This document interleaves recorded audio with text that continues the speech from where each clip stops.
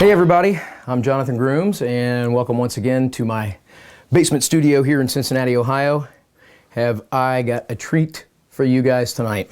This is a very special bass and I'm really excited to show you this bass. Why? You'll soon find out. This is probably one of the coolest basses in existence, one of them, okay? You can tell it has a scroll headstock. Whoa, very cool. But this is my 1969 Ampeg AMUB bass.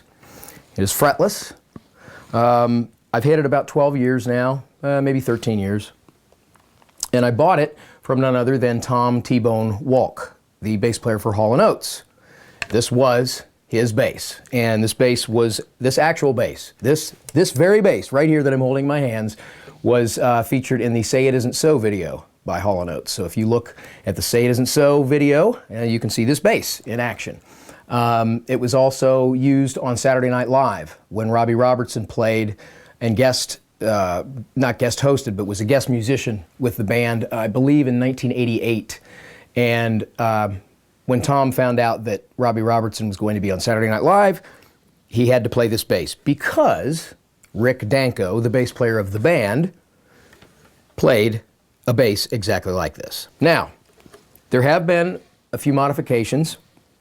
The original basses had a square soap bar humbucker pickup in them, and you can see this one has been replaced by a Fender Precision bass pickup. Now, why did they replace these pickups? The original pickup apparently had a very dark tone. The high frequencies were rolled off at about 500 hertz maybe. So we kind of sounded like this, which is great for salsa, which I think is what they were designed for. So it was kind of boom, boom, boom, a very percussive thud. A lot of guys worked for them. This apparently didn't work for T-Bone, so he had a precision bass pickup put in here.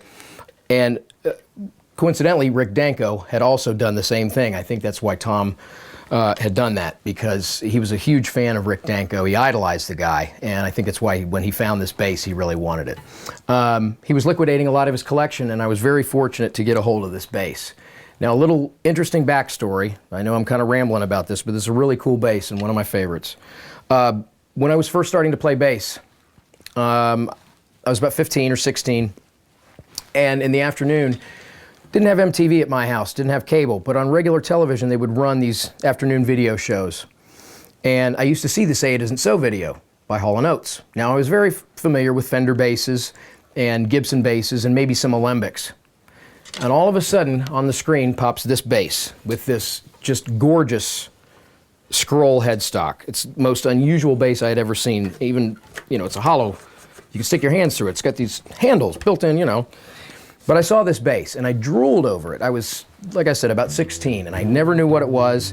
And all of a sudden, fast forward to the year 2000, maybe 2001, I'm skirting around on eBay looking for these basses.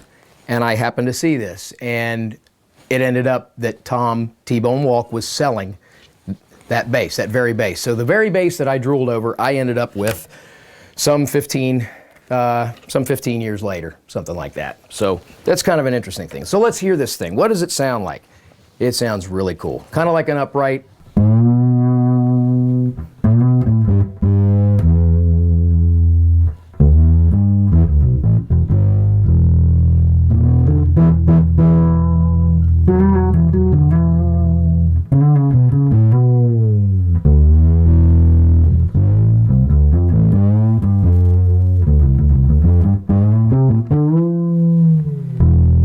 Really warm sound, almost like an upright.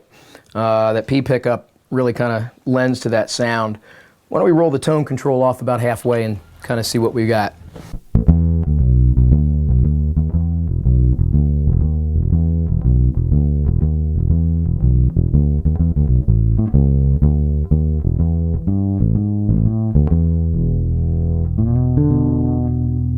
Then we'll go ahead and take it all the way down. Make it sound like an upright.